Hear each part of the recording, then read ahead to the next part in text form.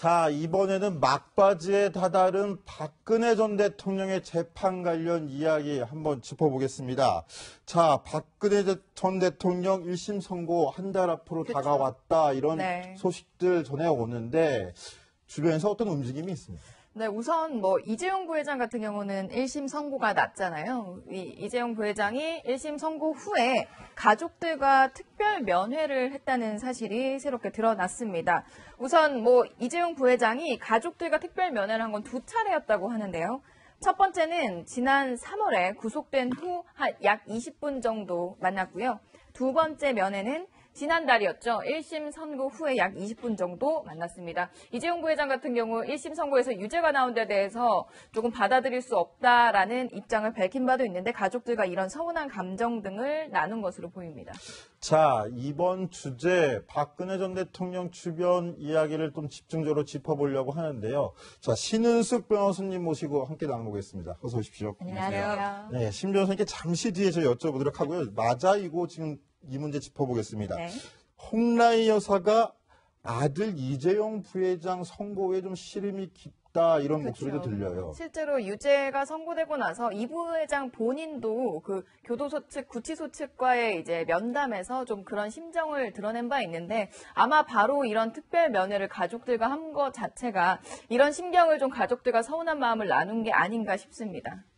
네, 그런데 이재용 부회장 그러면 홍라희 여사의 사랑받을 만큼은 내리 사랑도 깊은 것 같습니다. 딸바보라는 소리 평소에 들어왔는데 신 변호사 들으시기에 이재용 부회장 가족들, 자식들하고 면회했다는 소리는 못 들어보셨죠, 아직?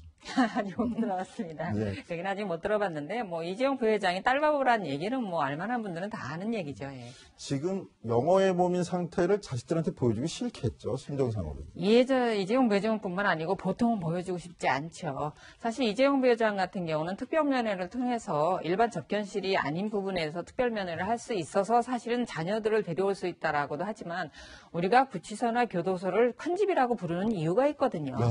사실 주차장에서 구치소를 보면 정말 그 하늘을 가릴 것 같은 높은 담이 있는 네. 건물로 들어가야 되고 그 안에 들어가면서 자연스럽게 이제 수용자들이나 수용자를 보게 되고 이런 부분이 이제 자녀들한테 상처가 되고 하지 않을까 해서 보통은 어린 자녀들은 데려가지 않습니다. 실제로 제가 좀 취재를 하고 알아본 바로는 일단은 아직 두 자녀가 이재용 부회장을 만나러 간 적은 없다라고 좀 확인이 됐더라고요. 그런데 이제 아무래도 화제가 되는 이 자녀들, 최근에 이제 이혼을 했지만 임세령 그 대성그룹 그 상무 있잖아요. 그 같이 입학식에도 참석하고 졸업식에도 참석하고 여러 가지 모습들이 이제 등장이 된 바가 있었는데 아직까지 이재용 부회장을 직접 면회를 가거나 했던 적은 없는 것으로 알려졌습니다. 네, 이재용 부회장의 모친인 홍라희 여사 이제 수륙제를 지냈다라는 이야기가 사실 지난달에 전해졌었잖아요. 수륙제라는 게 이제 불교에서 불교 의식의 하나인데요. 이제 원혼들을 달래는 의식이라고 합니다. 특히 이 홍라희 전 관장 같은 경우는 이재용 부회장 구속된 후에 가슴이 찢어진다, 모든 것을 내려놓고 싶다 이런 심정을 밝히기도 했는데 한 7월 정도였죠. 수행원이랑 같이 해운대구에 있는 절을 찾아서 수륙제를 지내면서 이건희 회장이라던가 그리고 아들 이재용 부회장에 대한 안녕을 기원하는 이런 수륙제를 지내는 모습이 포착되기도 했습니다. 자, 이현수 기자, 어찌됐건 간에 이재용 삼성 부회장 같은 경우에는 홍라희 여사라든지 삼성 임원들 대여섯 차례 면회도 했다 이런 네. 내용들이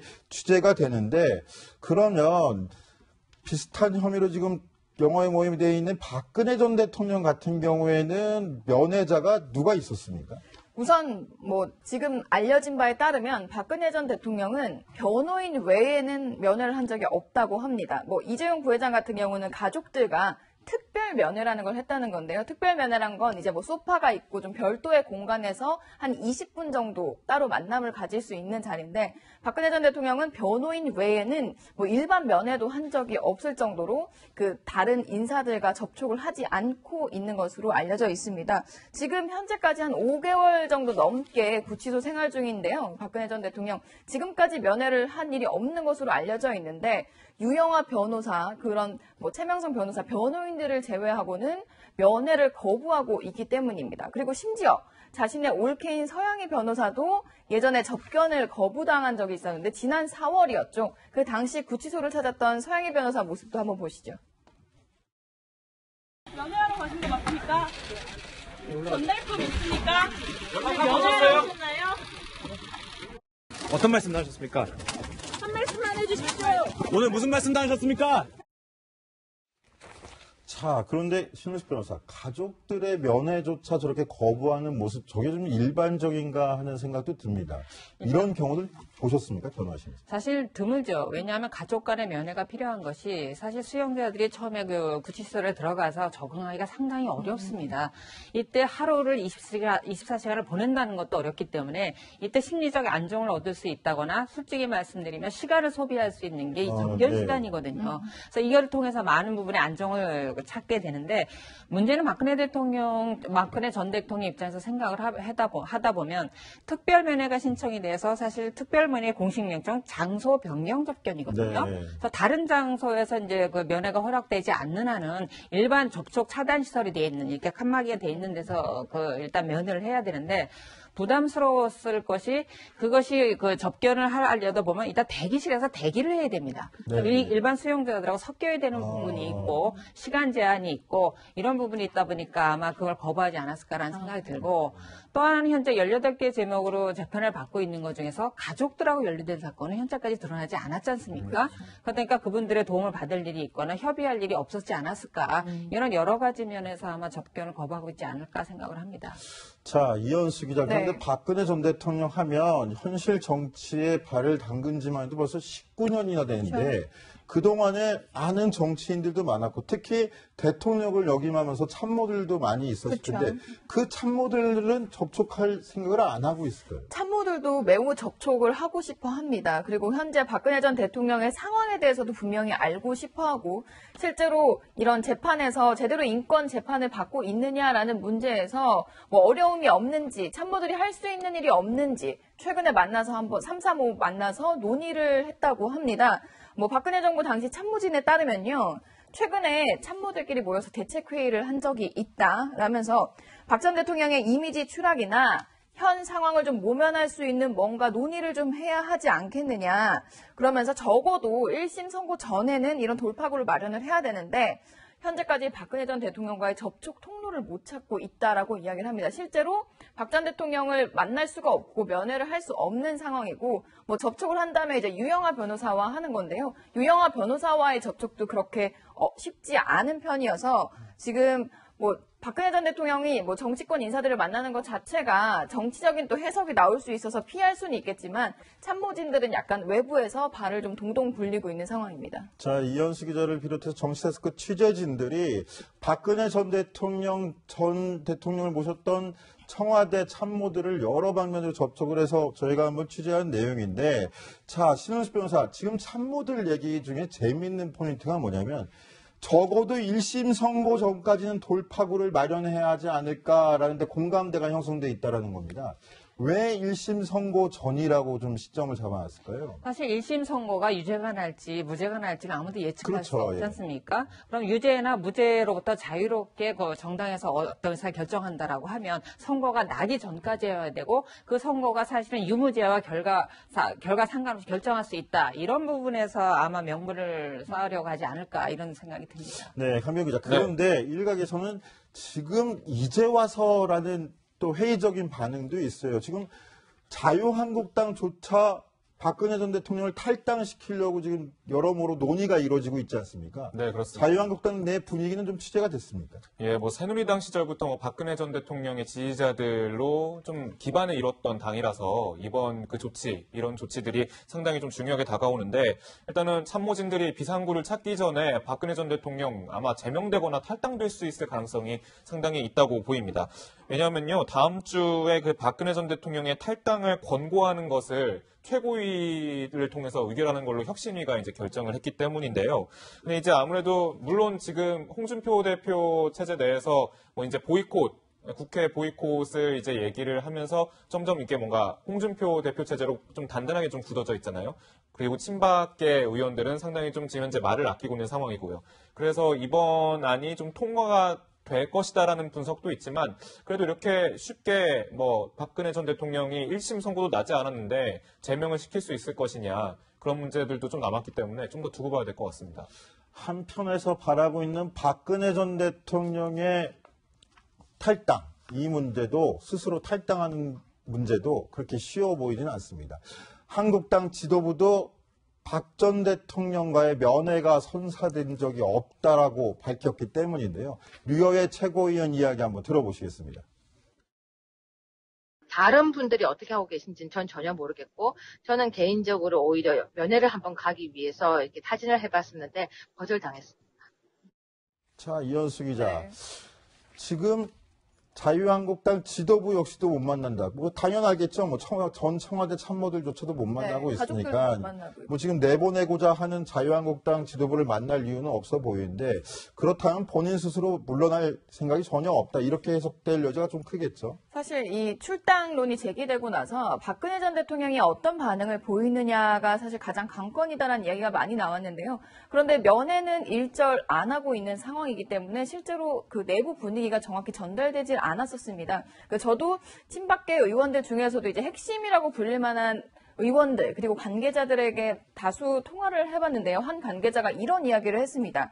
제가 혹시 그래도 만날 사람들은 만나고 있지 않을까라는 생각이 들었는데 아니다라고 단정적으로 이야기를 하면서 박 전 대통령이 변호인 외에는 접견을 하지 않겠다고 사실상 공개 선언한 것과 다름이 없어서 아무도 만나지 않고 있는 것으로 알고 있다라고 이야기를 했고요. 그리고 이 출당론에 대해서 최근에 박 전 대통령이 불쾌감을 보였다라는 한 언론 보도가 있었는데 불쾌감보다는 본인이 무죄라는 것에 확신을 갖고 있기 때문에 그 무죄에 대해서 단호한 입장이다. 그러니까 나는 죄가 없기 때문에 스스로 탈당할 이유가 없다라는 차원의 그런 확고한 본인의 입장 표명이다라고 설명을 했습니다. 자, 아니 근데 다만요, 네. 저는 필요성이라는 부분에서 한번 생각을 해봅니다. 탈당, 출당 중에서 어느 쪽이 더 필요할 것인가 생각을 하면 박근혜 전 대통령 입장에선 탈당이 굳이 필요하지 않을 수도 있죠. 네. 출당이 필요한 건 자유한국당일 수 있다라는 생각이 듭니다. 그래서 그 부분은 결국 필요한 부분이 나서서 먼저 해결을 해야 되는 것이 아닌가 이런 생각이 듭니다. 자, 그렇지만은 지금 청와대 전 참모들까지 나섰다는 건